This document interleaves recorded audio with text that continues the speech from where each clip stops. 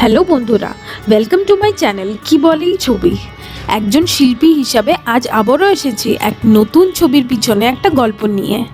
তোমরা কি কখনো লক্ষ্য করেছো হনুমানজিকে যে কোনো জায়গায় পুজো করা যায়, যেমন কোনো গাছের নিচে, রাস্তার ধারে বা কোনো ছোট কোণেও?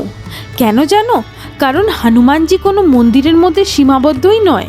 মনে করা হয় যে তিনি অমর, আর আজও আমাদের মধ্যে উপস্থিত আছেন, আমাদের প্রত্যেক ডাক শুনতে পান। তার জন্য বড় কোনো পুজোর প্রয়োজন নেই, না কোনো কঠিন নিয়ম, না কোনো বিশাল মন্দির। তাকে শুধু আমরা একটু ফুল দিই, একটু তেল বা ভালোবেসে সিঁদুর লাগিয়ে দিই, এটাই যথেষ্ট।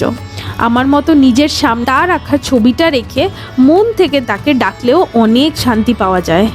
তাই তোমরা মন্দির ছাড়াও তাকে সব জায়গায় দেখতে পাবে, রাস্তার মোড়ে, গ্রামের দরজার আশেপাশে, পবিত্র গাছের নিচে, দুই দেওয়ালের মাঝখানে, ছোট্ট একটা জায়গায়, যেমন আমি এই ছবিতে ফুটিয়ে তুলেছি। কারণ হনুমানজি আমাদের প্রত্যেক পথে রক্ষা করেন। জানো, একদিন হনুমানজি দেখলেন মা সীতা সিঁদুর পরছেন। তিনি জিজ্ঞাসা করলেন, মা আপনি সিঁদুর কেন পরেন? সীতা মা হেসে বললেন, এটা আমি প্রভু রামের দীর্ঘ আয়ুর জন্য পড়ি। তারপর জানেন হনুমানজি কি করলেন?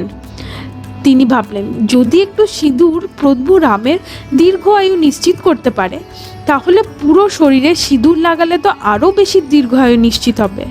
তার এই পবিত্র ভক্তি দেখে প্রভু রাম তাকে আশীর্বাদ দিলেন, যে কেউ আমাদের হনুমানজিকে সিঁদুর অর্পণ করবেন, সে আমার আর হনুমানজি দুজনেরই কৃপা পাবেন। যদি আপনারা আমার পেন্টিংয়ের ফাইনাল লুকটা দেখতে চান, তাহলে প্লিজ লাইক, কমেন্ট, শেয়ার আর আমার চ্যানেলটা ফলো আর সাবস্ক্রাইব করতে ভুলবেন না।